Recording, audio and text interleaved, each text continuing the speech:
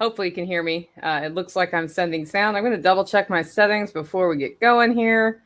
So last week when I was doing the homesteading on a budget workshop with John Bush, one of the things I hate doing is just popping into something like that, having not seen anything else that went on and presenting. It's like it's a show up and throw up, right?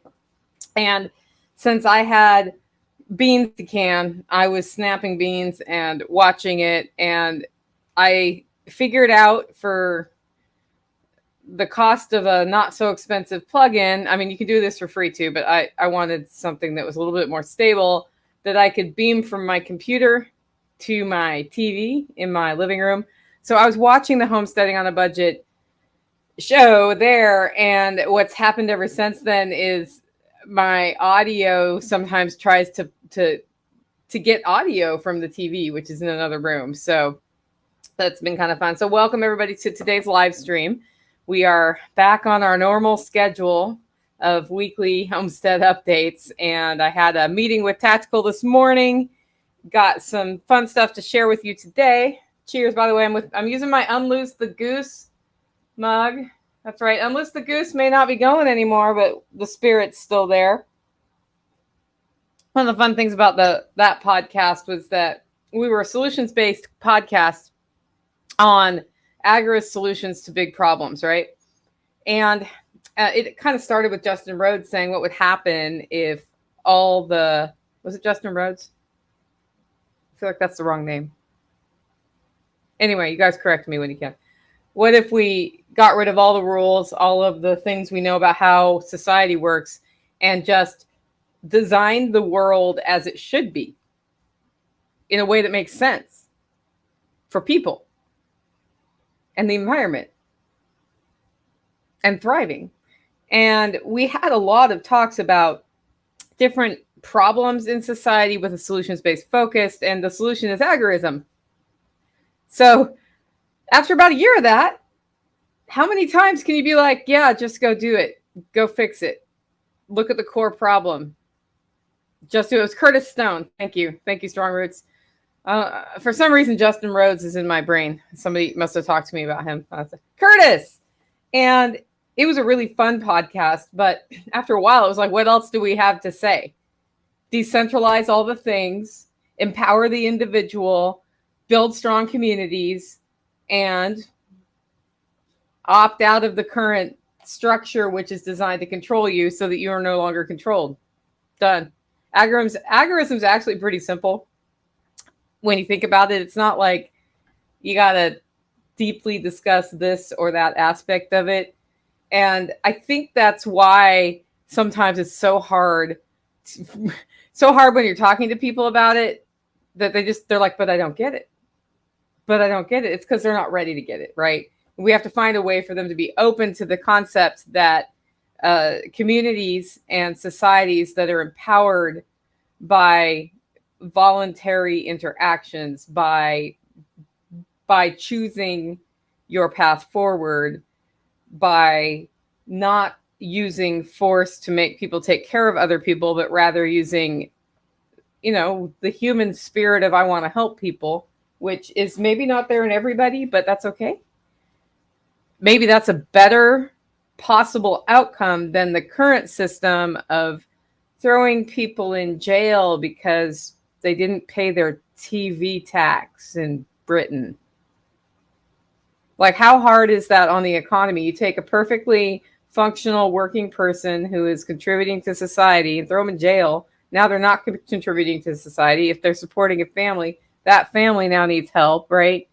A lot of these solutions that are force-based to make sure that everybody pays their fair share, the consequences are well beyond the infraction, the perceived infraction, and the impact of those consequences are much harder on society than an asshole who doesn't want to help somebody who needs help.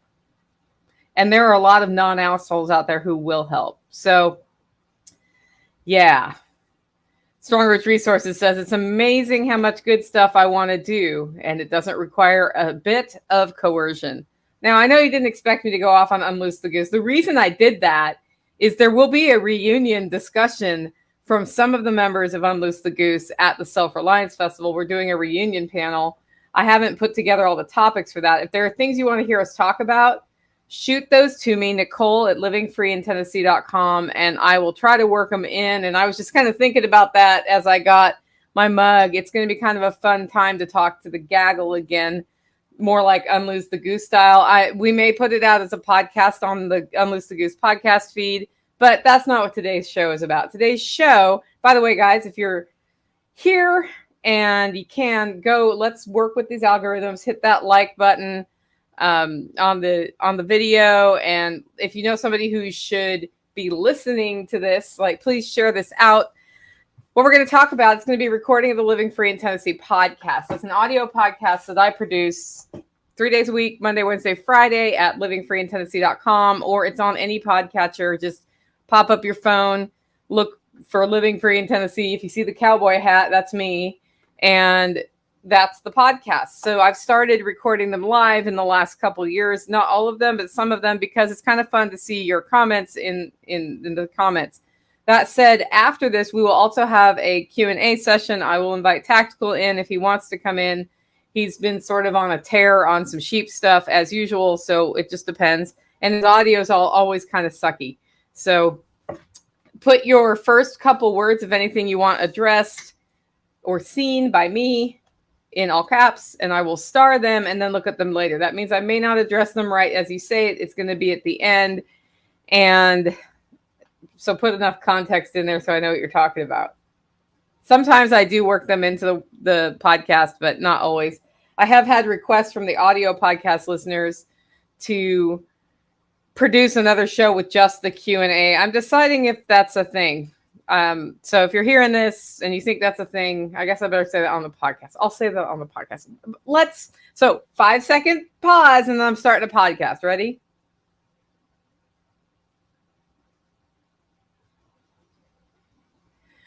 Welcome to Living Free in Tennessee, where we talk about building the life you choose on your terms. Today is Friday, September 9th, 2022. And this is episode 617 of Living Free in Tennessee. And it's a homestead update day because it's a Friday. And we got rain. Yay!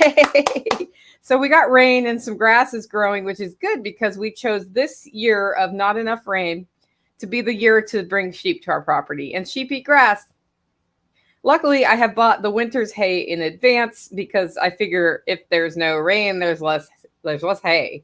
So we are lucky enough to have a property next door that the owner is not on for very much. And that it's kind of like a second home. And that means that he is willing to let us graze the sheep up there. The benefit that brings him is that he has to pay to have the thing bush hogged a couple of times a year, once a year. And it's not cheap because it's 60% grade. So he came out this week and saw the difference that sheep has made, and he's kind of excited about it because he's what he's looking at is I may not have to pay for bush hogging for a while. Yeah. So it's sort of a win-win, but he has a wonderful barn where we can store stuff. And so we're storing stuff there. I had a little background noise and had to figure out what was making it. I realized that usually when I start these guys, I quit Telegram. I quit all of those things that notify on my computer, but I forgot I had a MeWe window up and MeWe went da-ding. So you got that here today. So we're also going to talk about some things that are coming on sort of early fall, late summer for forage. And I've got some visitors coming in today, as well as other things. That's all going to be in today's show. We'll go through our usual segments. If there are other things you want to hear about, guys, on the live stream, put your first couple words in all caps, and then I will star them and read them after the show. Or if I see them in time for them to fit in where they go, then we'll maybe address it on the podcast. I did get an email from somebody asking, or maybe, no, it was over on Fountain. So Fountainfm is a phone app that operates in a value for value environment, meaning you can tip people if you like their podcast. You can stream them Satoshis, which is a tiny fraction of a Bitcoin. And you earn Satoshis when you're listening to podcasts there. So they stream them to you. And they're doing that. I don't know how long they'll do that, to get people sort of used to this I get something for doing something. I give something for doing something. I have my show on Fountain.app. It was there already. I claimed it. And I can actually say, okay, promote this and stream more sets to people to listen. So the idea is I'm paying you to become a listener sometimes. You're paying me when I bring value from the show. And in order to comment on a podcast there, you have to pay a little bit. So 10 Satoshis is a fraction of a penny. And somebody commented on my audio podcast from last week. They said, hey, I'd really like to hear the Q&As. Can you leave them in? And so I'm considering doing a fourth show every week with just the Q&A that happens after the Homestead live stream, sort of a standalone Saturday sort of thing. Oh, Pack Rat. Yeah, no, not sorry. Good idea. The question is how many people are really interested in that, because I don't want to put the editing effort in for creating another show and then have it be nothing that people want to listen to. And in fact, because if people don't like it, then fewer people listen to the show. And we've been growing, which is awesome, because now I'm big enough to accept sponsors, which is not bad for me because I would like to make a living. That's the way that works, right? So that was the comment. And I thought, it's worth exploring. So I'm putting this question to you. If you are interested, audio listeners, in having the Q&A as a separate podcast every week, let me know, Nicole at livingfreeintennessee.com, or go to livingfreeintennessee.com, click on contact. Those emails go to me. That's also how you get anything to me. So I'm not going to say that later when it comes up in my show notes. Also, don't forget, tomorrow, Saturday at 12 p.m., I'm doing a fermentation workshop online in partnership with the LiveFree.Academy. If you haven't grabbed your ticket for that, it's LiveFree.Academy/fermentation. Lastly, Billy Bond had Michelle, his wife. He had, oh man, I'm forgetting names right now. Two Crows Homestead. Sherry, I think. Anyway, I'm sorry if I messed up your name. Sometimes names fly out of my head. Gabby from Homesteading for a Living, and I on the show, and me. The proper grammar is in me. I get a strike for that one. Had us on a show Sunday night just to talk about, being female, the female perspective on being an entrepreneur. And it was a fun discussion. If you want to check that out, I've put the link in the show notes. If you are on the live stream and want to check that out, go over to Permapastures Farm YouTube. And it's like, if you click on videos, it's the third video over right now. It was a fun conversation. I kind of regret not asking Billy, hey, can I run that audio on my podcast? It was that good. It was about an hour and a half long. And we had some good chats just about building each other up. How quote unquote hard is it really to start your business? What do you got to do? Does gender matter? All of those things. By the way, spoiler alert, I don't think gender matters. I think if you're going to do something, you decide to do it and you go for it. And that is what it is, right? You tap into what you're best at in anything and you go for it. Okay. First segment of today's show, we talk about forage. This is where we talk about things we're finding. And this always reminds me of that time I planted Jerusalem artichokes in my garden. Don't ever do that unless you want your garden to be Jerusalem artichokes, because they take over everything, first of all. Secondly, I'm in Tennessee. Do you know what grows wild here? Everywhere. Jerusalem artichokes. So my first year, they come up and they bloom, and I'm like, that's what the flowers look like. Yay, I'm going to get Jerusalem artichokes in about another month and a half. By the way, they're blooming right now. And I look around, and I live in a hollow. That's why it's the Holler Homestead, right? I look around, and there are Jerusalem artichoke flowers everywhere around me in the woods on the edge. And I told the story at the farmer's market. They laughed at me. They're like, you bought Jerusalem artichokes? Like, those things just grow. It just grows. And that was sort of the first year I realized that food just grows around us. It's, we spend all this time raising vegetables and that sort of thing. And that's cool for the things you specifically want. But there's a lot of forage around you. There's a lot of things you can just glean from the land. And when you learn what those are, that's just another way to enrich your diet, add variety to your diet, and have more stability.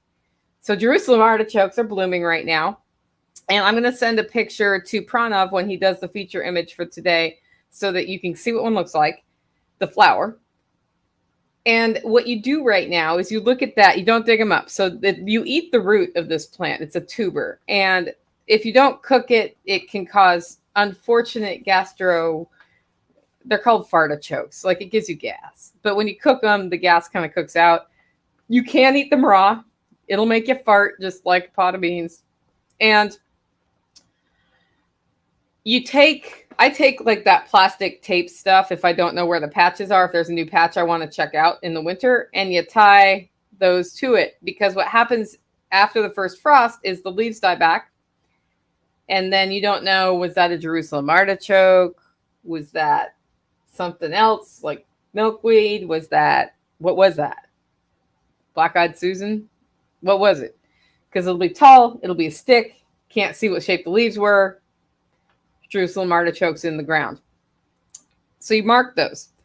And then after your first frost, after things start dying back, what happens is the Jerusalem artichoke puts its energy underground into a tuber, just like daffodils and things like that. And you can eat that tuber.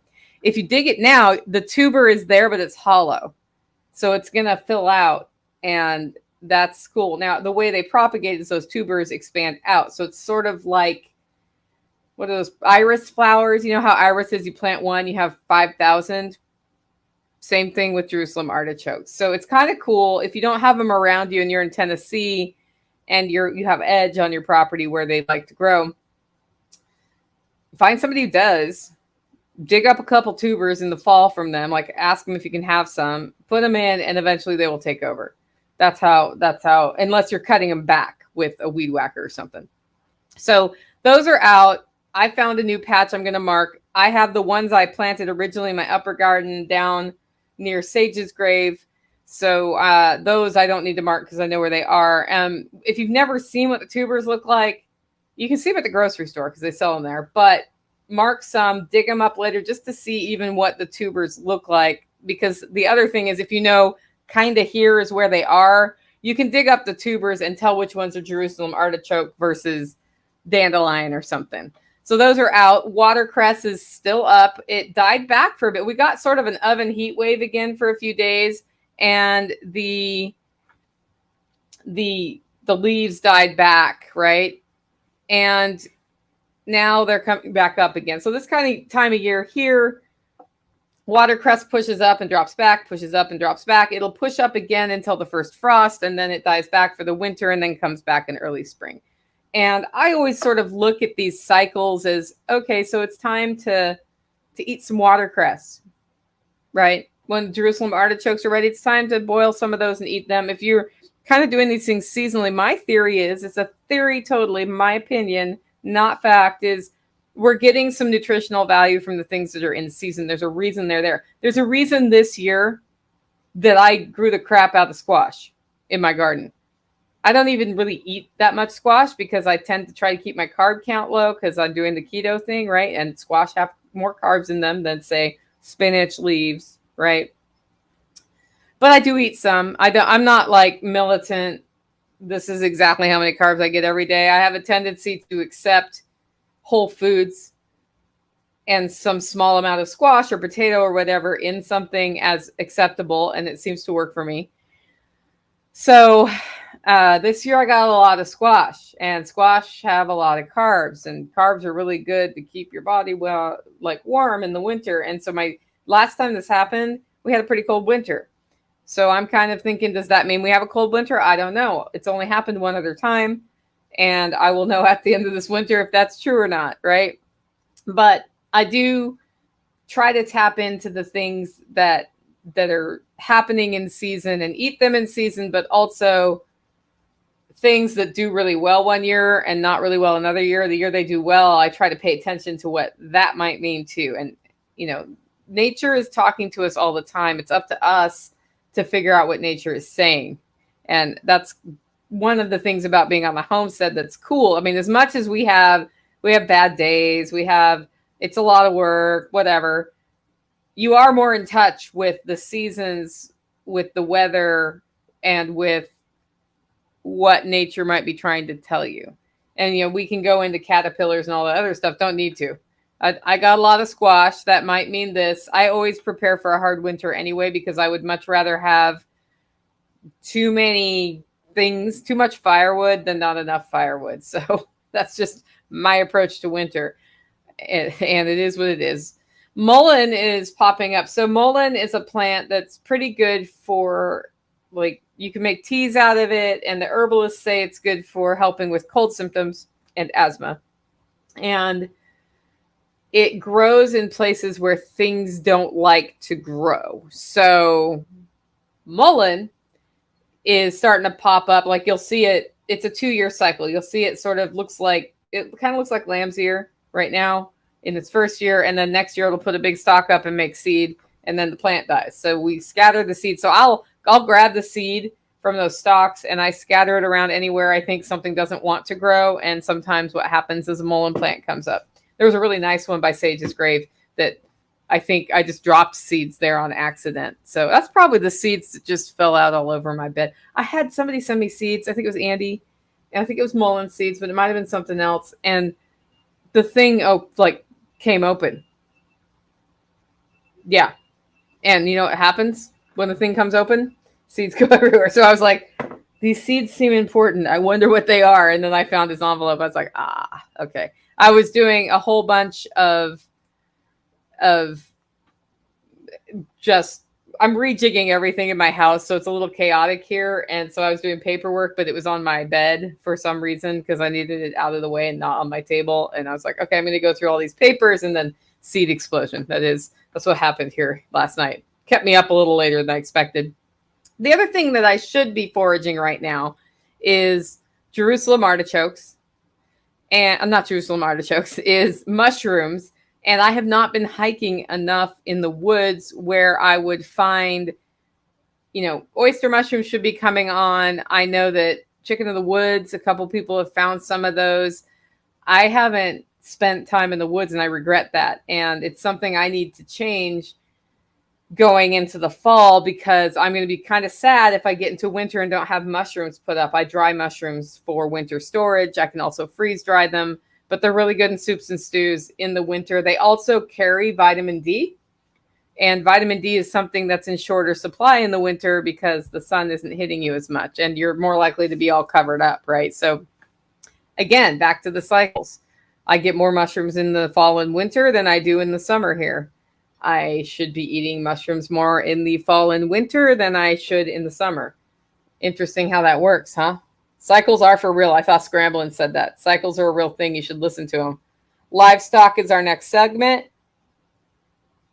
And we have been finding duck egg clutches. I haven't been getting very many duck eggs.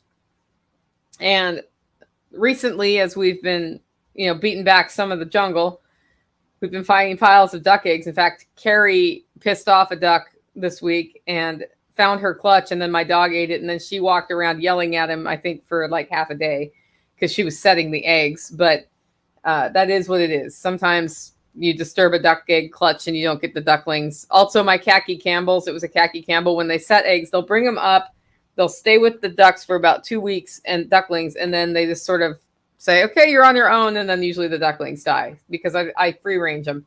If I had them in sort of a yard, I think they'd be okay.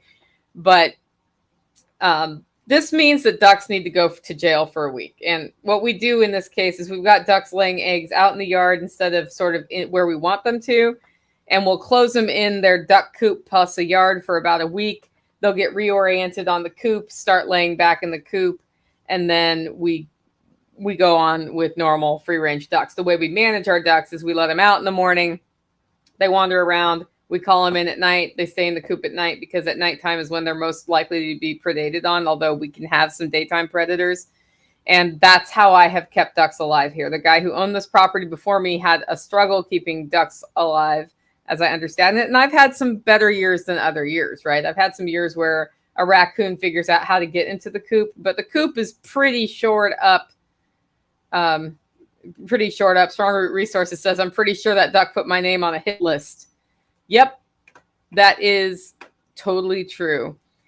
The pigs, so Lady Pig was due on Monday. No babies yet. That's all I've got to say, but it looks imminent, but she hasn't dropped milk all the way yet.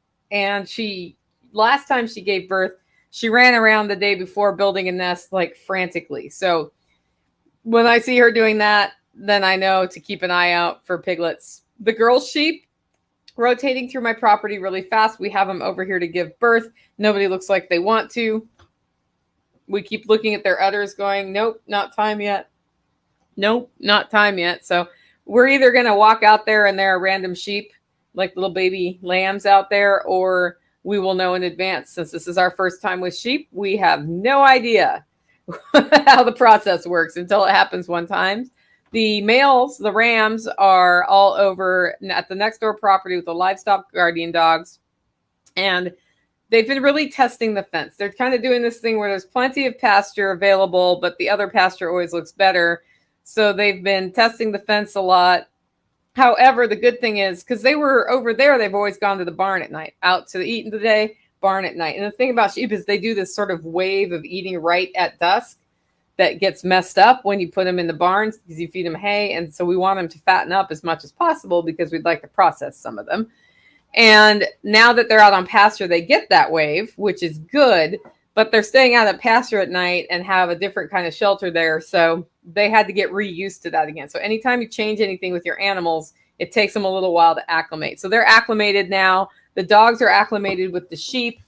One dog keeps trying to get out sometimes. Max, he did this week. I'm in the middle of roasting and I get this message from Tactical, like, I can't get the stupid dog and I need your help. And I was like, okay. So what was happening is Max figured out how to tell if the fence is on or off. And when it's off, he's like, I'm going to go where I want. And Tactical needed to walk away. So Max will follow Tactical, but Tactical needed to walk down to the fence charger, which was way far away from the paddock they were on, to turn it on.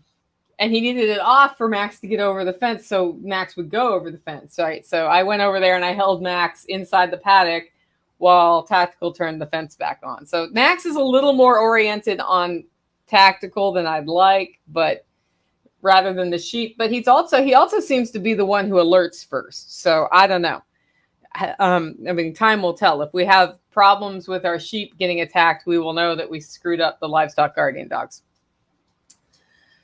So they do look at the barn a bunch, though. The sheep will stand there and stare at the barn. I think they like the barn, but I don't want them to get worms from being in their own poop all the time. The goats are getting trained on electric, and that is going okay. I need to go up there and hang out with the goat who likes me in the area. We have like a pen set up with electric wiring in from the cattle panel. So if they hit the wire, they may go forward, but they hit a barrier and bounce back. And eventually they learn to pull back from electric wiring. And then we can hopefully rotate them as well instead of tethering them or leaving them in the pasture they're in. And Clover now does not like to go into the training pen where you get bitten. So Tactical told me I need to get in there with some goat treats and hang out with a chair and pet on her and make it a cool place to be as long as you don't touch that fence. I also have to not touch that fence in that scenario. The bees never did rob honey this year because I couldn't find anybody to help me go in the hives. I can't go in the hives with the protective equipment I have because I will end up in the hospital if I get stung. So that's a thing. I probably really should get rid of them. The problem is I like them pollinating here. So I don't know what to do about bees, and nobody in the holler wants to take care of them. So they're fine. Like, they're in their hives doing their thing, but we totally missed a honey opportunity there. I have enough honey from last year to make it through another year. Cece also found bees yesterday and is now afraid to go outside. So she got stung. I brought her outside, walked up near the garden, and we have some ground bees that are there that hopefully are gone now, but maybe they're not gone. And she took one listen to that, ran back to the house, tail between the legs, wanted inside, like hiding out. So that's a thing. Next segment is Grow. This is where we talk about what we are growing on the homestead. This week, I am cleaning out squash beds when I can. I'm kind of doing 10 minutes here and there. Yesterday, so the squash beds represent 4 rows. In essence, it's really 2 rows, but there's trellising between them. So I call one side a row and the other side a row. Yesterday, I harvested green beans, which are coming on. My second planting of green beans is doing great. So I harvested green beans on one side of the walking area and pulled perilla on the other side of the area to start resetting that bed. because that's where the garlic's going to go. And I want to have it reset now and have some fertility in there and mulch it all in so that when I plant the garlic, it's a lot easier. I'll plant the garlic in October, sometime between speaking engagements. But, you know, it's not that hard to plant garlic. Last year, I didn't get it done. Mom and Tactical planted all the garlic. But cleaning out the squash beds. And the funny thing is, because Perilla took over in some parts of my garden, I'm finding squash I didn't know was there. And the really cool thing is, because I saved my seed, right? The Tromboncino and the Cushaw, some of the plants were Tromboncino Cushaw crosses. And so I have this one Cushaw that's green about halfway up, and then it's yellow. So I got that. I'm going to get some pictures of that online because it's kind of a cool looking squash. I'm not concerned about that. I'm not trying to maintain the purity of the squash breed. I may bring in fresh Tromboncino seed next year if I can find it, just because those are such good squash. And I had these other Tromboncinos that did a really weird thing, but they behave like Tromboncinos, but they like stick to the vine and curl. And they do maintain their summer squash-like characteristics longer than other Tromboncino. And I'm not unhappy about that. I prefer the summer squash to the winter squash anyway. And I'm just eating them like summer squash. So we're just resetting those beds. I had to choose what area of the garden just stops at this point so that we have somewhere to put the garlic. And the garlic patch where we had the garlic, because I rotate, right? That garlic patch is all reset. Our person who did Homestead Boot Camp came and she helped. I showed her how to set up a bed, which we use that as the example. So that one's already put to bed for spring. And that's where I will do early spring planting, which starts sometime in the winter for me. I'm probably going to try carrots there because the ground's pretty soft. So we'll see. I struggle with carrots. Like I got maybe 10 carrots this year because I have a lot of clay and I'm busy putting organic material into my garden to make that better, but it takes time for me. And I'm also growing vegetables in it. And then we get lots of rain and then we get no rain. You know, it's like that whole thing.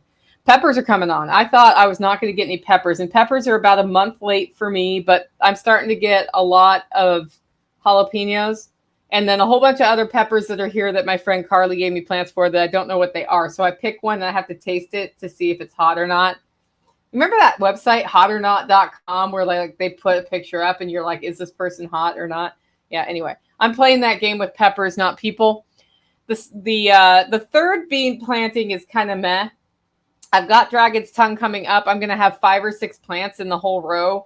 And that's because the oven turned on and messed with germination and or it didn't get enough water. The one thing that is changing this year is we are in those 2 garlic rows. We're going to put in-ground drip irrigation on the rows. And I want to be able to isolate each row. So Tactical's helping me with that. We were going to have Kerry help us do that, but we had him do something else first, and it took all his time, which is fine. I may have Kerry back out to help with that. I have been struggling with getting my irrigation in. I'm not sure why. I put it in and it didn't work. So I'm going to have somebody help me put it in the first set so that I understand what I'm doing wrong.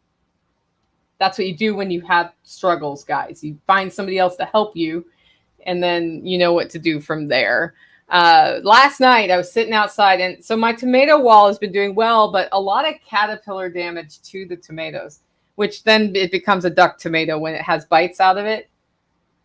And I look up, and I see a rat climb down the vine and start eating the tomato. So it's the year of the rat. You already know that, right? All the homesteaders are complaining because they have rats. Apparently, I have a rat on my roof.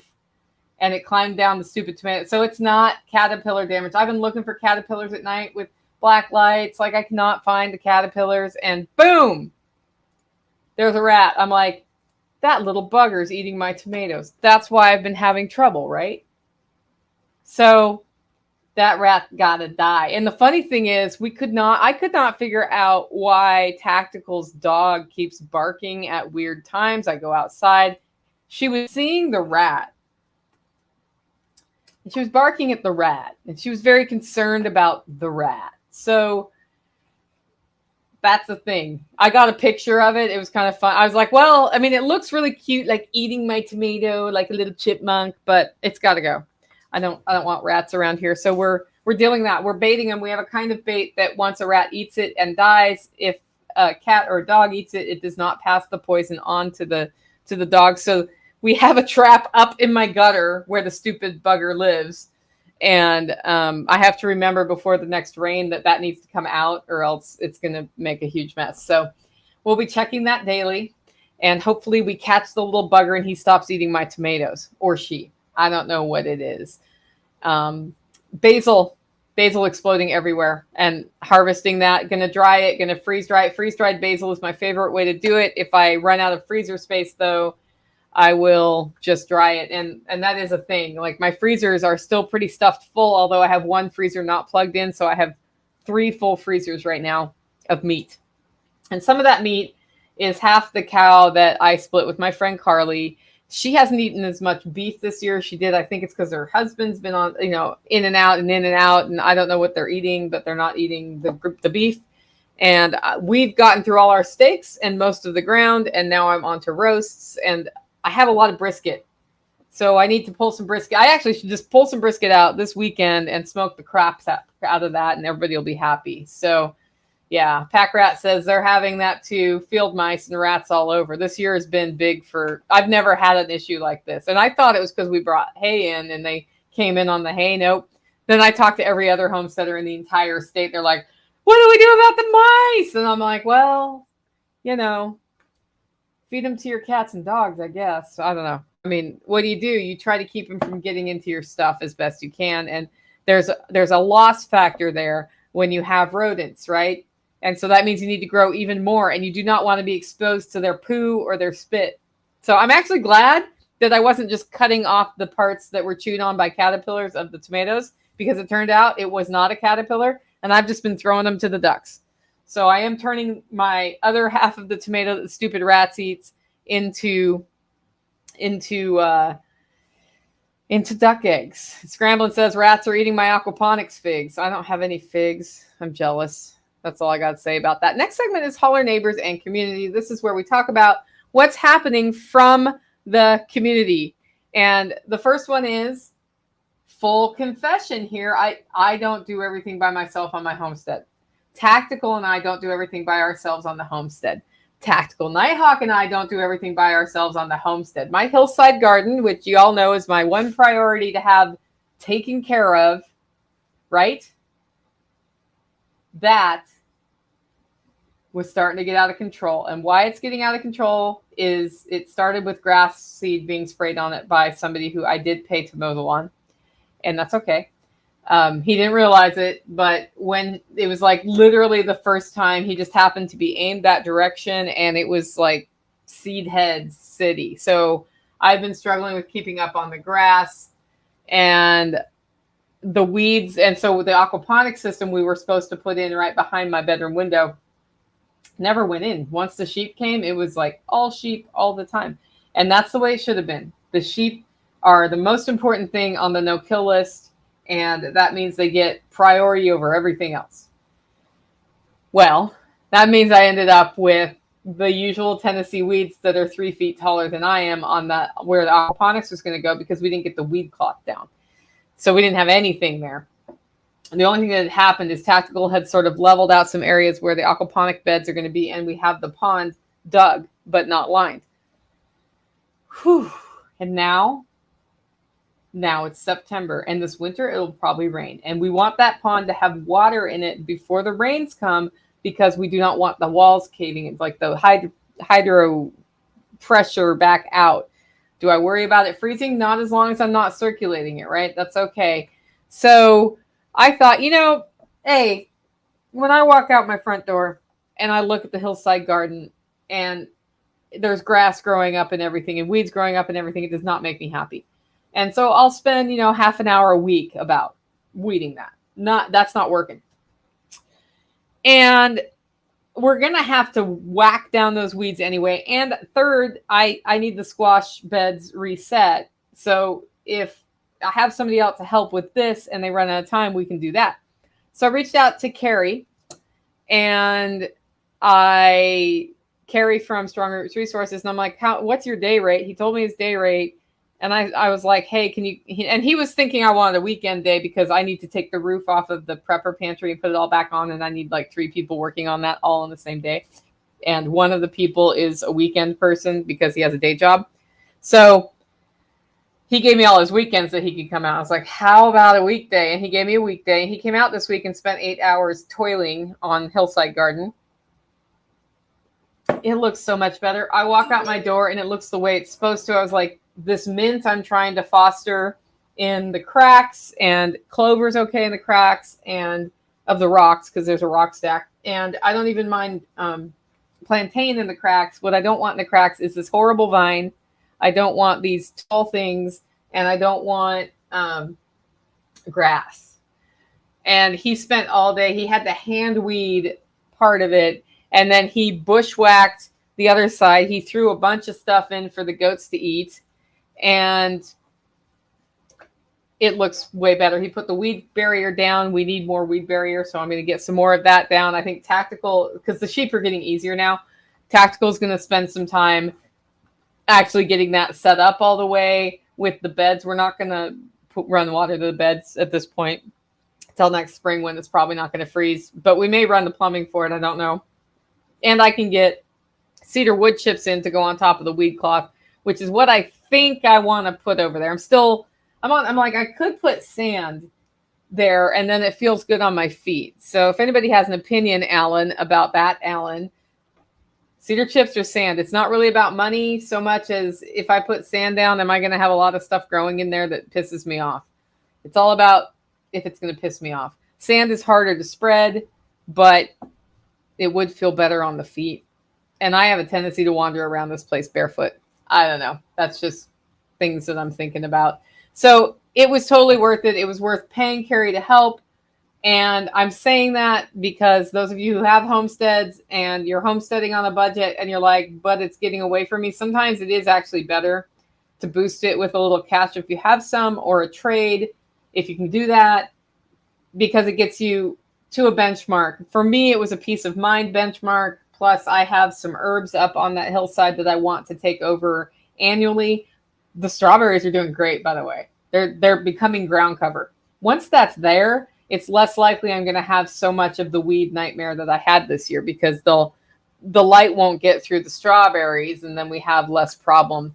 And then I do need to think about what I'm doing about mowing and a grass barrier for that. Those who just recently jumped on because I see our numbers just went up, do me a favor, like this so that we can trick the algorithms. Not trick them, but just activate them. Share this. If you have any friends you think should be here, share this with them. And also, if you have questions you want me to address in the Q&A section, just put the first word or two in all caps. I'm starring it for later. I have a few queued up.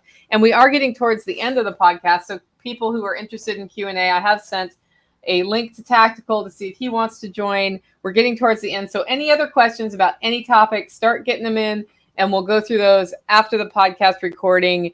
And I will be happy to stay on and answer your questions. Okay, Nighthawk also went to SOE last weekend, and AutoFab came out, and John Witherspoon came out, and they put in an initial enclosure for an outdoor shower. John Willis bought some on-demand propane-based shower setups, and we're going to hook that up to a hose that's nearby. So at Self-Reliance Festival, there will be a shower. Ken Esch, I believe, is going to go out again and put the roof on and do some other finishing touches on that before the event, although it works as is. So that's done. And what I learned from this experience, because I had a number of people volunteer to help who disappeared, one of whom was sick, so valid, but I am not doing GSD stuff or coordinating GSD stuff at SOE anymore, because there was a huge flake factor there. I've never seen a flake factor like that on a GSD weekend. I don't know if it's location. I don't know if it's who we tapped into. It was kind of disappointing. The only reason it got done is the community, right? Is that there were a couple of people willing to show up, but it would have been a much better project and a much easier project for the people who did it if there had been a few more hands. So if we do any other builds over there, it's going to be for hire, I think, because it's too much. Like, it probably took 4 times the work it would have to just pay somebody to do it. And that said, thank you guys who did show up for showing up. I really appreciate you putting the time in. And I know it was not your favorite probably project either, because you didn't have enough help. But that did get done. As far as next segment, that is infrastructure. This is where we talk about what we're building on the homestead. And Tactical has a new fencing strategy.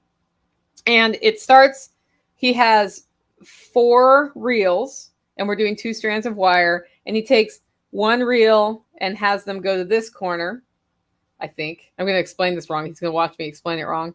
And the other one goes the other way to that corner. And he has all the posts run for the next paddock above it. And then what happens is the sheep eat the square. And when they're done, they see what they want next. And he can just take these 2 strands off, and they naturally go up to there. And when he takes them off, he has them come up over there. And I forgot to say, on this side, it's all the way up to the top to begin with. So there's already one all the way up there. So he's able to make a bigger sort of rectangle with the bottom open when that happens. And the sheep go, yummy food. And they go up there. And then he can take the other 2 sides and bring them up and close the fence. I'm going to get him. We're going to practice drawing that on our dry erase board, guys. And we're going to do a video about it so you can see what he's doing.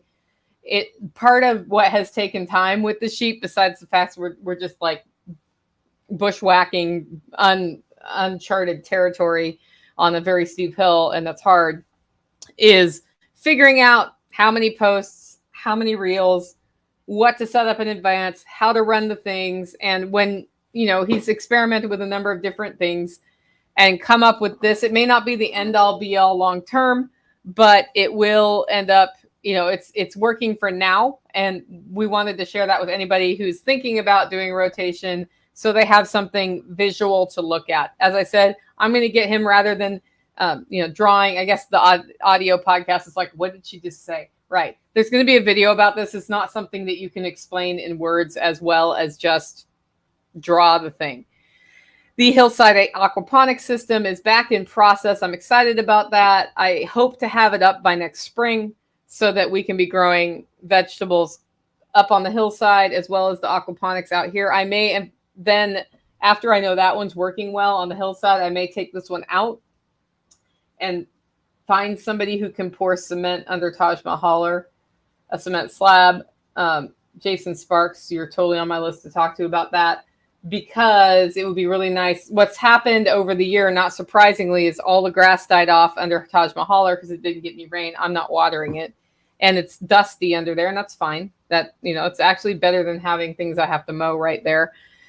And in the winter, it may come back because when the ground gets really saturated, the water will soak through. But I want to have it nice and flat-ish so we don't have people tripping, because that's our event space.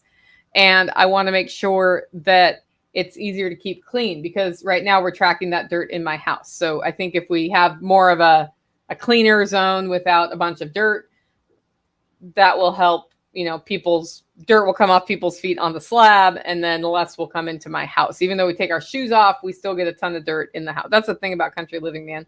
There's dirt everywhere. Next segment is finances. This is where we talk about the money side. Tactical spent another $1,000 on fencing for the sheep. This allows him to make more paddocks in advance. This allows him not to be bushwhacking for half a day or a full day every single day just to get the next paddock ready. This is not a bad thing, but it was $1,000. Inflation, oh my goodness. So 2020, I could buy, because I've been buying some commercial milk, I could buy a quart of heavy whipping cream for $2 to $2.50. It's $5 now. It's $5 now. It's $5 now. That is not 7% inflation. Just leaving that one there as a thought for everybody. And we both, because of the inflationary pressures, prices on everything have gone up, and that's fine. we have to deal with the situation, right? I'm not going to sit here and complain about it. I'm not going to yell at politicians for it. We already knew this was happening based on all the decisions that were being made in 2020 and 2021. Like, it was clear that if you put that much fiat into the system, eventually what's going to happen is prices have to go up. It's like the hidden tax. So this means I'm going to go back to something that I haven't done for about a year, and that is the monthly finance spreadsheet. I have a budget. I stick to my budget. I don't go back and double check every month. I can kind of tell based on if there's enough savings at the end of the month that I stuck to my budget. Electricity bills for me are like up from $120 a month to $300 a month right now. And I'm not using double electricity. I used 4% more in August, and it was $300. It was not $300 last August. So the rates have gone up. And they said it went up 2 cents per kilowatt hour, which was like a 10% increase. My bill is not up 10%. So there's more going on there. I actually need to look at the numbers. But all of these things equal inflation. And so we had a talk this morning. We're going to look back at tracking income on our personal finances. We do it for the farm, but not for the personal as much. He and I are on two totally different budgets, and just see where is the money really going. And the reason I'm doing this is I want to see, like, part of the answer is often, well, earn more money, right? But the other part is, am I being stupid somewhere that it's easy to fix the stupidity? And my ultimate goal is to have ongoing wealth systems that generate, like, using whatever savings I have to generate more money, that sort of thing. Money, whatever that is, right? It can be US money, it can be crypto money, it can be trading things, like taking care of ourselves. Money. I'm just using money as a general term there. Somebody who's smarter than I am can come over here and like slap me for doing that, but I'm going to do it anyway. And I think it's important to keep that sort of discipline, and from time to time go back and do that anyway, even if you're not doing it every month, because that is what helps keep you motivated. It's kind of like when you're losing weight, getting on the scale every day or once a week or whatever reminds you, yes, it would be a good idea to stay disciplined today. So right now I'm getting on the scale every morning and I'm looking at what my weight is, because we have the keto challenge for Self-Reliance Festival. And it's like, did I gain? Did I lose? Or did I stay the same? And I don't lose every day. It's, like when you do that, you kind of get used to some natural fluctuations that your body has. But I lost more than a pound last night. Tomorrow I'll probably gain again, because more than a pound in one day is a lot. And that probably means some amount of inflammation went away. Well, that's the same thing with your spreadsheet of your personal budgets, right? If you look at it every week or every month or every day, whatever works with your thing, you remind yourself, okay, I'm really looking for what makes sense from a try to control expenses standpoint. And so that's what's going on with finances. We are getting to the point where we are about to have lamb meat for sale. If anybody's interested, email me, Nicole@livingfreeintennessee.com, because we do not need 5 for the winter. And that will actually start offsetting some of the initial infrastructure investment that's happened in this project, as well as other things. And that's kind of how it works on the homestead. Like, you try to keep your costs down, but sometimes you need to spend money, and you end up with surplus at some point that you can sell. Anyway, I hope you guys enjoyed the homestead update today. Reminder to those in the chat, we're going to have a live Q&A after this. Get your questions in, first couple words in all caps. Guys who are on the audio podcast, let me know if you want me to start turning the Q&As into another podcast. I'd be happy to do that. If you like the show and want to support the work I'm doing here, you can do it in 2 ways. 1, get your coffee at hollowroast.com. Oh, I should say this. My roaster popped a weld this week. And if you ordered coffee in the last 5 days and it has not shipped yet, that's why. I needed to take the part to the welder. He welded it yesterday. It just tactical. Did it get put back together yet this morning? Yep, it's back together. So he put it back together. I'm really lucky to have a professional welder in my network nearby. And I'm going to be starting to roast again today, but that means some of your orders are taking more than 2 days. I will send an email about that. Otherwise, I will be caught up by the end of the weekend. So get your coffee at hollowroast.com. The other thing you can do is become a member over at livingfreeintennessee.com. Just go there, click on membership to find out more. Lastly, I am doing a paid webinar, Fermentation Basics. We're going to do sauerkraut and pickles. I'm going to talk to you about how to make hot sauces and ferment other things. It is focused on vegetables and not meats, but definitely if you are interested in fermentation, check that one out. $47 at LiveFree.Academy /fermentation. With that, guys, go out, make it a great week.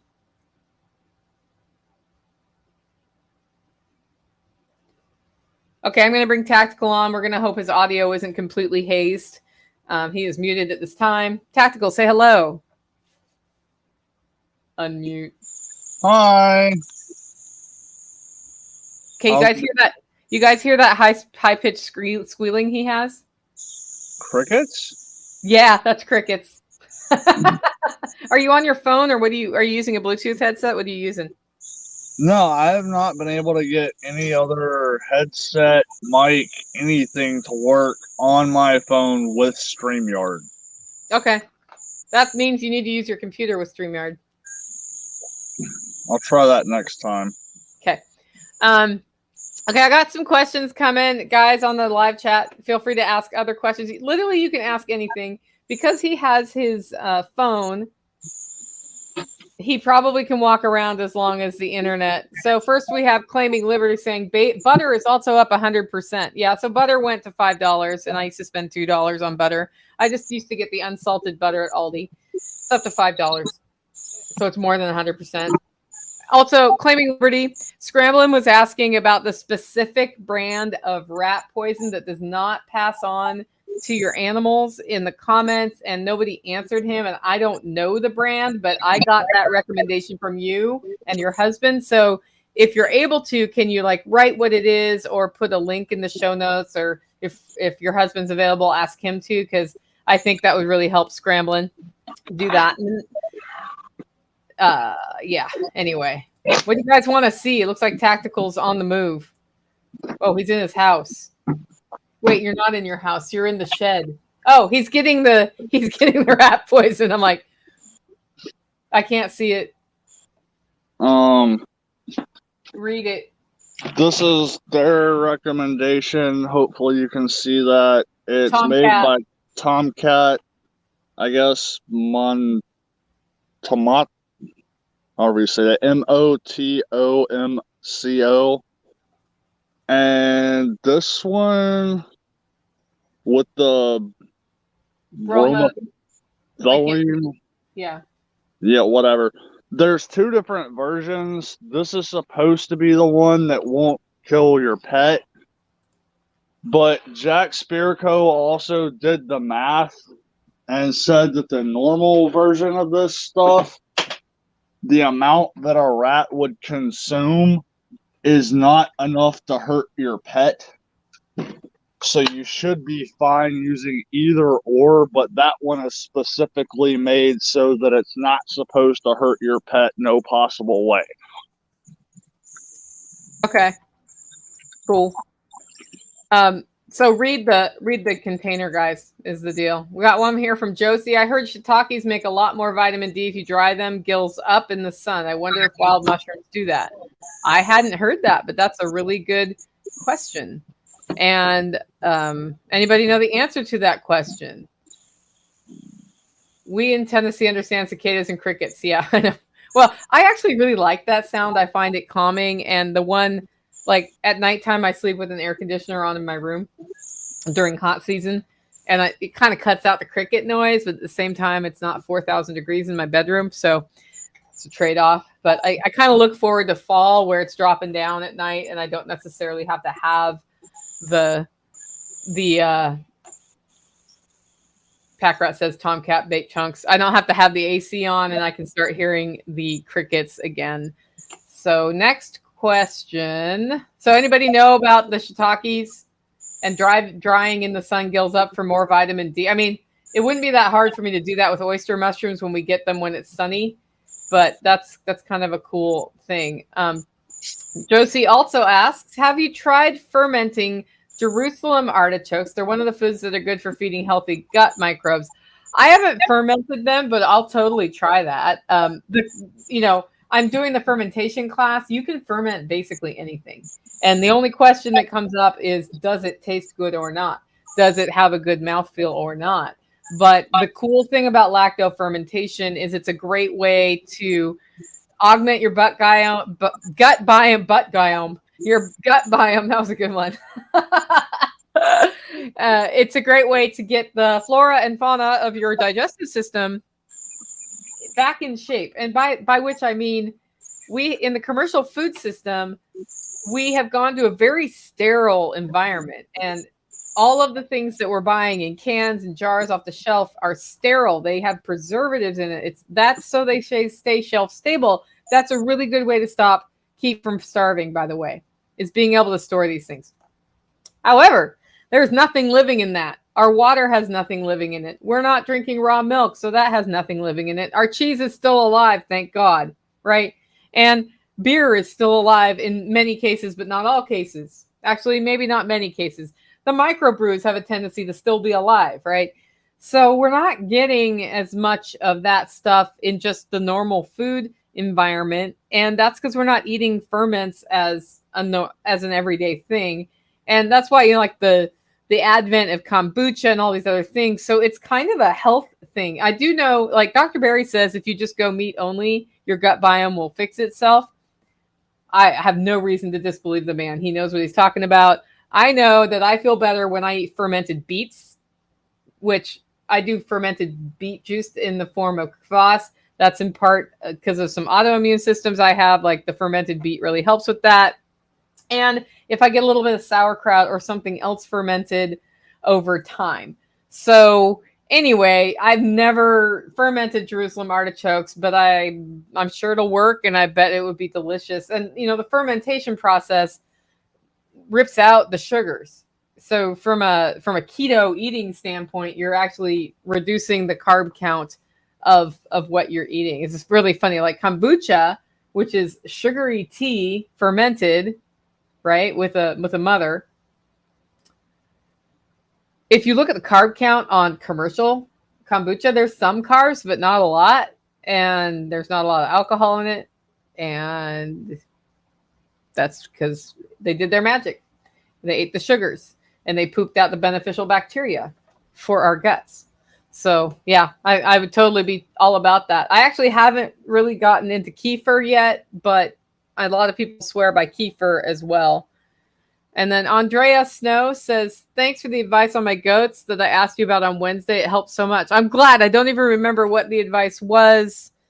But I think it was about them eating forage instead of eating not things. So like eating that sort of like the grain that they have you feed your goats. Yes. We have this from Pack Rat. Butt Guyome, today's hero. I don't even know how you draw that, but sometimes I do that with words where it's like I'm verbally dyslexic or something, and I take the first letter of the two words and I reverse them. I am numbers dyslexic, so I reverse numbers all the time. I am proof that you can run a business and track finances even if you're numbers dyslexic. And I told Jack Spirko that, and he's like, yeah. You'll look at the spreadsheet, it'll be off by this exact amount, and you're like, I reversed something up there somewhere. Where is it? It's an important thing to know. If you have something like that, like a lot of people have something like that. A lot of people have something like that, don't know they have it, and felt stupid their whole life that they quote unquote weren't good at math. You might have been fine at math. You might have just been reversing numbers. And once you realize that, you realize how to double check it, and then you know how to make up for it, and you learn how to estimate things. Like people who are number dyslexic have a tendency to be really good at estimating what the answer should be or close. And so if you get an answer that's way off, you're like, something not right, gonna go figure that out, right? And that's just a natural way we account for that sort of thing. But yeah, being number dyslexic is a funny thing. Do you know if you can ferment cabbage that comes in jars after opening to add Okay, so what you're talking about is cabbage that has been canned. Cabbage that has been canned is heated. Also, you should totally take my fermentation thing and ask that in the class, because that'd be a really good question for the fermentation workshop tomorrow. But cabbage that has been canned has been heated to crap and has none of the fermentation bacteria on it. So when you do that, I would mix it with something else fresh that has some natural bacteria on it. And what's going to probably happen, I've never done it, what's probably going to happen is it's going to have a really weird, gushy, squishy mouthfeel. So it's one of those, it would be better, I think, to go to the grocery store, spend 79 cents on a head of cabbage right now, and use the fresh. You're going to have a much better product with fresh cabbage than you would trying to take something out of a jar and ferment it. But there's no reason, the sugars are still in there. There's no reason you can't theoretically ferment that thing. Claiming Liberty says, have you considered asking your SRF hauler sitter to get honey harvested? I bet it wouldn't be too late, and he's a beekeeper. I can talk to him about that. My bees are pretty bitchy, though. Like, they'll sting people, and he has other people with him. I still need somebody, guys, to come here and help Friday and Saturday morning. So if you're hearing this and want to help Friday and Saturday morning, I have a house sitter coming in Saturday midday and Sunday. I have some other backup plans for that time, but it would be better if somebody was actually here. I think it's too late to rob, though, because I don't have a lot. Like, they still have to make honey to make up for what we take right now, because I don't have extra supers on there. So that means that it's like literally the hive and one super, and that's what they need for the winter. And I don't feed them in the winter because my bees are prolific, but that means that right now I want to leave the box and a super on there. And part of why they don't have supers is I couldn't find somebody to help me with that. And even taking the lid off and adding a super, your suit's going to get stung. If I get stung and it comes through my suit, I may end up in the hospital. I'm at least going to use my EpiPen, and I'm going to feel like crap. And I'm not going to do that until I have a better, more bee-proof suit. That's just the way it is. And I haven't taken time to figure out what that looks like. Again, I'd really love to find somebody nearby who wants to just trade or get paid to work with my bees. Yeah. Cool. Any other questions? Tactical, do you want to say anything about the homestead this week? You probably heard at least half my update. He's unmuting now. Actually, I didn't. I came in at the very tail end. I went to order. Well, I didn't go to order. I actually ordered another 50 step-in posts, and I got back from checking on the boys and feeding the pigs, and had a voicemail from the company, and they were like, yeah, we don't have that many, so we put your order on hold. So I called them and was like, so how many do you have? Like, 11. Well, when are you going to get more? First thought was, I'll just wait until you get more. So I asked, when are you expecting to get more? Sometime after the new year. I'm like, well, I guess Send me I'm 11. 11. Was that Premier? Yeah, that was from Premier One. Apparently, I can get on the manufacturer's website, and it looks like they should have a shopping cart, but it's not coming up on my phone. So, there's no add to cart coming up on my phone. So I need to get on their website on the computer and see if I can order straight from the company, because as far as I know, the only other place I've seen that sells this specific post is Premier One. Huh. Well, we have a wholesale number if they need that. A wholesale number? Yeah, sometimes manufacturers will only send you stuff if you have if you are incorporated. And a wholesaler, and I am. So, guys, that's one of my little tricks is, and it's because of the coffee business that I have that set up. I I have a wholesale number. So if I'm at a nursery and need to buy in bulk, I can be like, well, here's my wholesale number, because some nurseries won't sell to you, but you have to buy a certain amount for that to work. It's like you don't just go buy one tree, you buy several hundred trees with your wholesale number. So that is a thing, and we're incorporated. Actually, tactically, you're not on the business, but you probably should be because you work so hard. We're incorporated because it makes sense from a tax standpoint. We also have revenue that gets generated here, and it made sense to not be a sole proprietorship because that's just, because I asked for some advice and that's what we figured out. So that automatically gives me the wholesale number, and it's something that actually probably next year I managed to get everything into one company except for the base camp rental, which is its own company. But now it looks like my coffee company needs to spin off. And I was actually listening to Jack Spirko on one of his Bitcoin breakout sessions, and he had Guy Swan and somebody else on. I'm way behind on this podcast, so they were talking about how you can automatically do revenue splits with Lightning, which, for those of you who don't know much about it, Lightning is a network on top of Bitcoin where you can do tiny transactions without paying a ton of fees. And he said, in fact, this podcast, like, these guys are each getting 20%. My web guy's getting 20%, and I'm getting the rest. And I put out a podcast Wednesday with Jack and John, and Jack is on Fountain. And I was like, well, that's a great idea. So I went into my podcast app, the Fountain.fm podcast app, went to the show, clicked on the Lightning streaming icon, and it shows me the split. It shows me that Fountain app is getting 4%, somebody else is getting 1%, and I get 95%. And so I said, well, what happens? Can I just, add Jack?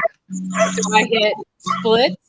I threw 20% in there, and I added Jack Spirko. I'm already following him on Fountain, and it took me 5 seconds. So now anybody who's tipping me on Fountain, that's going to me. It's going to Jack. It's going to support the app, all of those things. And that's kind of a cool way to automatically disperse revenue. I bring this up, and I'm going to answer your question, Josie, in a second. And I bring this up because one of the things about partnerships that can be a pain in the butt to really track is that you got to do the accounting. And like, I was just talking to John Bush because we do some revenue share on the LiveFree.Academy stuff. And we're talking about how, what expenses come out, because he gets expenses and I have expenses. And we're kind of talking about the revenue share, and at the end of it, we're like, okay, yeah, so this totally makes sense. And he was like, of course, that adds an extra layer of accounting, which is no fun. And I'm like, yeah. Okay, so let's talk about Lightning. This is, like, LiveFree.Academy is not hooked up on Lightning at this time, to my knowledge. If instead we sort of figured out per webinar, this much expense comes out, and you guys would be surprised how much it costs to do one of these webinars. Because we're like, the difference between what it costs to do one through them and what it costs for me to just do one by myself is pretty big. There's a lot more expense that goes into it, but then we can reach a lot more people with one webinar. So it's kind of a trade-off there. If we figure that out based on the last 2 webinars, it would, in theory, be possible to say this percentage and that percentage automatically goes to LiveFree.Academy versus Living Free in Tennessee. Right now, we don't have that number. But once that happens with Lightning, it just happens the minute every single payment goes through. And nobody's doing any bookkeeping. We're not going through one company and then writing a check to another. It's going straight to our companies as revenue. We have no middleman. We cut out a whole bunch of paperwork. And to me, that's exciting as a business owner, because the worst part of running a business is all of the tracking. And so if that can be automated with something like Lightning, holy cow. So I'm totally diving into that. I'm excited about it. I'm trying to figure out if I can do that with the coffee, because Michelle has been working really hard by my side in the coffee business, and I want to cut her in. And if I can cut her in automatically, great. And the cool thing about the Lightning Network is you can get paid in Lightning and immediately convert it to US dollars if that's what you want to do. None of this is avoiding taxes, guys. You're paying taxes on what happens, right? But man, if you don't have to pay a whole bookkeeper like $1,000 a month to do your stuff, isn't that awesome? Okay, Josie, I see you have a question in. Where are you getting your trees and plants for your food forest? Somebody emailed me about plum trees, and I will find that email and get back to them. I have a huge email backlog. So person who sent me the thing about the plum trees, I want 6. I'm happy to trade or pay for them. I would rather have your trees than buy them from a nursery because that's just cool.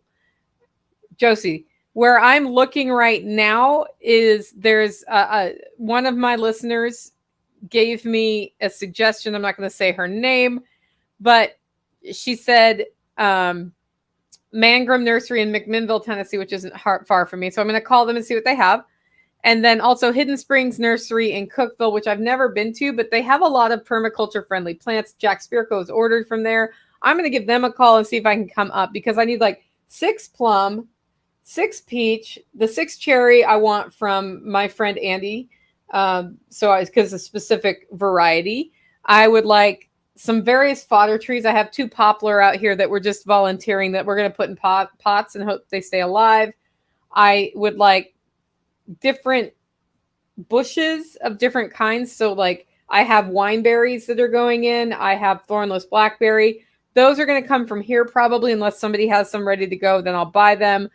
Working with Billy Bond on getting comfrey in. I have strawberry. I need more strawberry, so I may talk to Ryan Steva about getting if he has extras.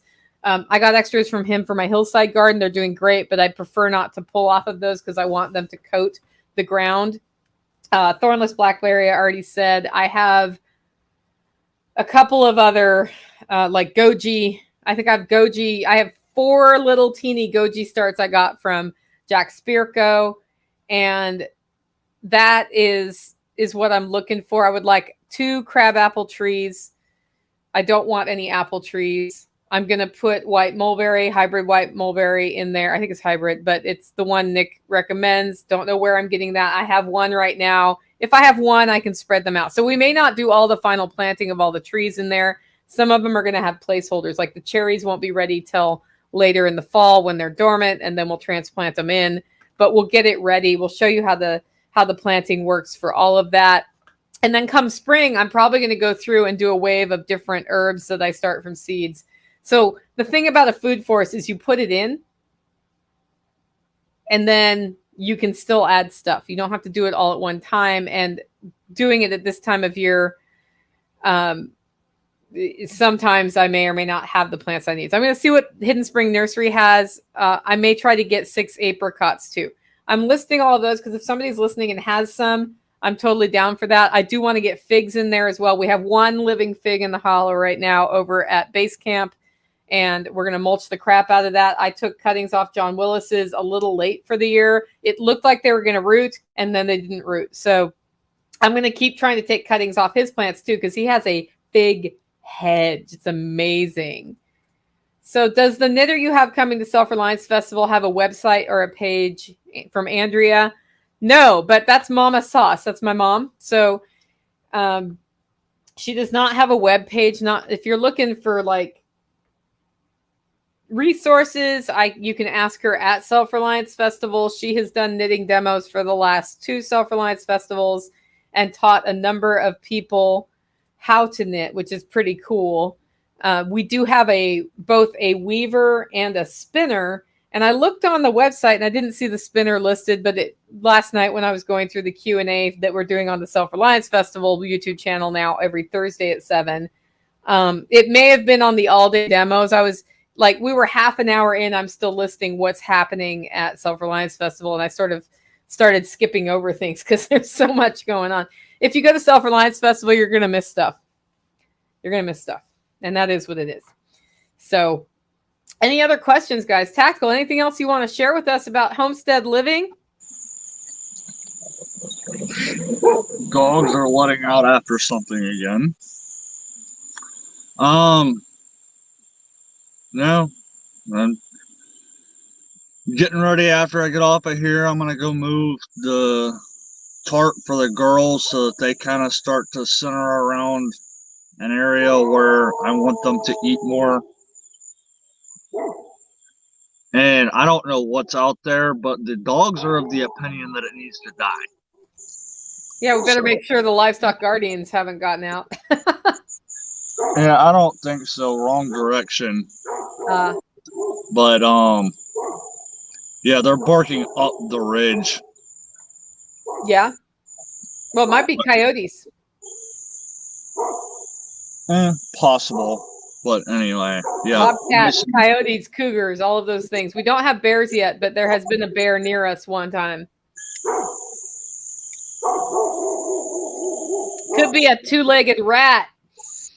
You think it's a two-legged rat? Possible.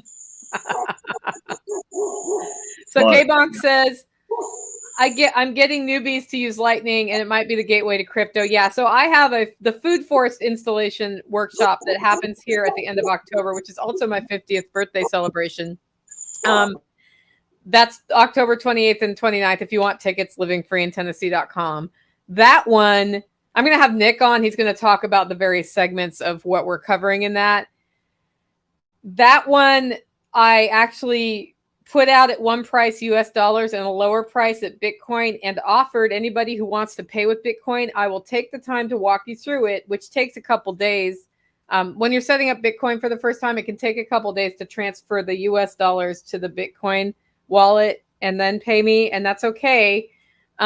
Because I think it's important to learn how to use these tools. These may not be the tools that we use long-term, but we know we're going to a digital currency, right?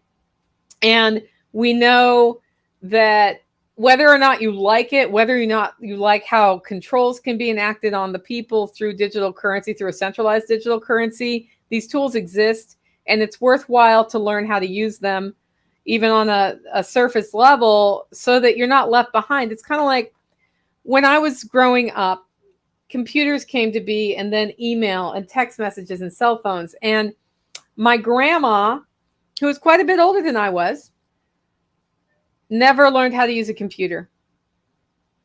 You know why? Because she never took a typing class. And she told me she couldn't use a computer because she'd never taken a typing class. And that was a mental block. That was not a real thing. I don't know how many of you have actually taken a typing class. I never took a typing class in my life, and I can type pretty darn fast, right? Because I just figured it out. A couple of times I looked online about where your fingers are supposed to go. My fingers are not. They're probably not going where they're supposed to exactly, but I learned. And it was just through trial and error. Well, her sister, who is like 3 years younger, had a clerical job, knew how to type, and in her 80s is using a computer to email us. So 3 years difference, one can't and one can, and it was completely a mindset issue. I say that because a lot of the barriers to understanding how cryptocurrency uses, besides the fact that most of the people talking about it are heavily involved in the tech side of it and they confuse the fuck out of you, excuse my F-bomb. That's a thing. That's always a thing on emerging technology though, guys. People give you too much information, they give you too much detail, they talk too fast and you don't get it, and it's all like words that don't have a visual anchor, so you cannot visualize what's going on. Well, it's also a mindset issue because you hear all that gobbledygook and you're like, this doesn't make sense. But if you get in and start playing with it a little bit and risk $20, not $20,000. I know somebody who lost $20,000 because they did not understand how Bitcoin worked, got excited about it, transferred $20,000 into I don't know where. Don't do that. First time you transfer money, $10 or $20, even though the relative fees are high, it's way better to lose $20 than $20,000. I'm just saying.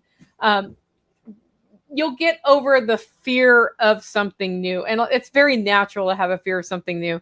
So I think it is worth playing with if you have an extra $20 to fuss with. And I really like what I'm starting to have people do is get the Strike app, Strike, and I go to the website directly. In fact, I can give you an invite code that gives me $10 and you $10 if you do it, if you want one.